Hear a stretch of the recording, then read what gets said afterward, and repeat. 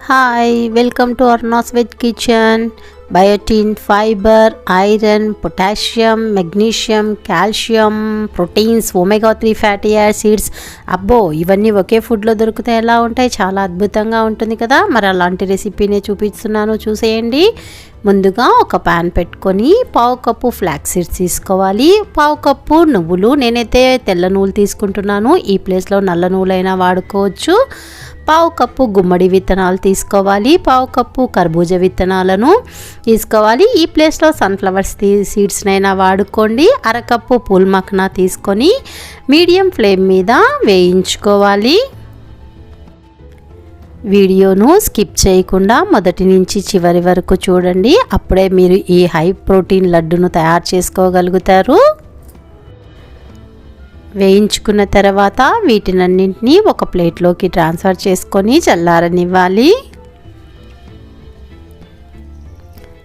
ఇదే ప్యాన్లోనికి అరకప్పు పల్లీలను, పావు కప్పు జీడిపప్పును, పావు కప్పు బాదం పప్పును తీసుకోవాలి.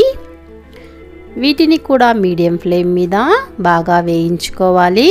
వేయించుకున్న తర్వాత వీటిని మరొక ప్లేట్లోనికి ట్రాన్స్ఫర్ చేసుకోవాలి. అదే ప్యాన్ని స్టవ్ మీద ఉంచుకొని పావు కప్పు సోయా సీడ్స్ను తీసుకొని మీడియం ఫ్లేమ్ మీద వేయించుకోవాలి.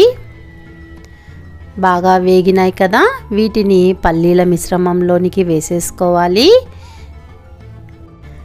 అదే ప్యాన్లోనికి half cup oats, half cup desiccated కోకోనట్ను తీసుకున్నాను. ఈ ప్లేస్లో నార్మల్ కోకోనట్నైనా వాడుకోండి. లో ఫ్లేమ్ మీద వీటిని వేయించుకోవాలి, లేదంటే మాడిపోతుంది. వీటిని ముందుగా తీసుకున్న గుమ్మడి విత్తనాలు ఉన్న ప్లేట్లోకి వేసుకొని వీటన్నిటిని చల్లారనివ్వాలి. 5 లేదా 6 ఇలాచీలను వేసుకోవాలి. అరకప్పు సీడ్లెస్ డేట్స్ని తీసుకోవాలి. డేట్స్ను పక్కనుంచి మిగిలిన వాటిని మిక్సీ జార్లోనికి వేసుకొని పౌడర్గా చేసుకోవాలి.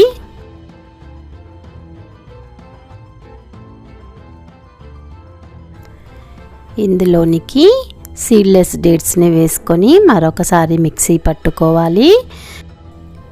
ఈ పౌడర్ను ఒక ప్లేట్లోనికి వేసుకొని పక్కనుంచుకోవాలి. ఇందులోనికి వేయించి పక్కన పెట్టుకున్న సోయా, పల్లీలు, బాదము, జీడిపప్పులను వేసుకొని బరకగా పొడి చేసుకోవాలి.